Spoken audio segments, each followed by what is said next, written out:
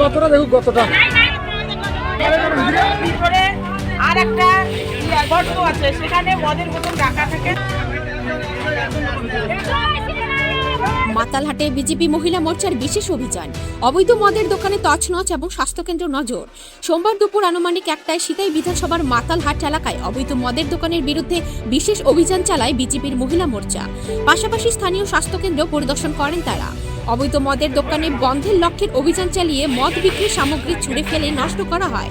বিক্রেতাদের হুঁশিয়ারি দেওয়া হয় যাতে ভবিষ্যতে অবৈধ উপায়ে মদ বিক্রি করা না হয়।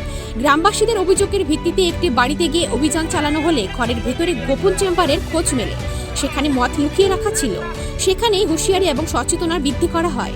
অভিযানের পর মাতালহাট সুস্বাস্থ্য কেন্দ্রের পরিদর্শনে যান বিজেপির মহিলা মোর্চা কর্মীরা। সেখানে স্বাস্থ্যকর্মীদের সঙ্গে কথা বলে জানতে পারেন মাত্র 2 জন কর্মী থাকায় সঠিকভাবে স্বাস্থ্য পরিষেবা দেওয়া সম্ভব হচ্ছে না। এ বিষয়ে ঊর্ধ্বতন কর্তৃপক্ষকে অবগত করে ব্যবস্থা নেওয়ার আবেদন জানানো হবে বলে সংগঠনের নেতৃত্বরা জানিয়েছেন। এই দিনের অভিযানে উপস্থিত ছিলেন কোচবিহার জেলা বিজেপি মহিলা মোর্চার সহ সভাপতি সাবিত্রী বর্মন, জেলা মহিলা মোর্চার অফিস সম্পাদক সরস্বতী রায় এবং সিতাই 4 নং মণ্ডল সভাপতি এবং একাধিক মহিলা মোর্চার কর্মীরা।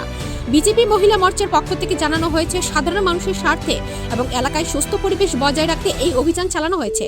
ভবিষ্যতেও জনস্বার্থে এই ধরনের কর্মসূচি অব্যাহত থাকবে।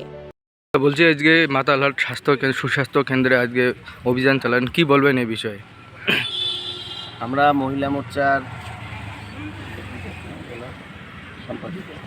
জেলা সম্পাদিকার নেতৃত্বে ও ভাইস প্রেসিডেন্টের নেতৃত্বে আজকে আমরা মাতালহাট অঞ্চলের সাব সেন্টারে আসলাম এবং এখানকার খোঁজখবরগুলো নিলাম।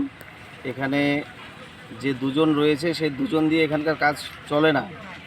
তো আমরা ঊর্ধ্বতন কর্তৃপক্ষের কাছে আবেদন করব, এখানে যেহেতু আরও কর্মী নিয়োগ হয় এবং এখানকার মহিলারা এবং শিশু বাচ্চারা যাতে সুপরিষেবা পায়, আমরা সেদিকে বিশেষভাবে নজর রাখবো ভারতীয় জনতা পার্টির পক্ষ থেকে। ভারত মাতা কি জয়, ভারত মাতা কি জয়। কি নাম আপনার, কোন দায়িত্বে আছেন? আমি সিতাই বিধানসভার 4 নং মণ্ডল প্রেসিডেন্ট শঙ্কু সরকার।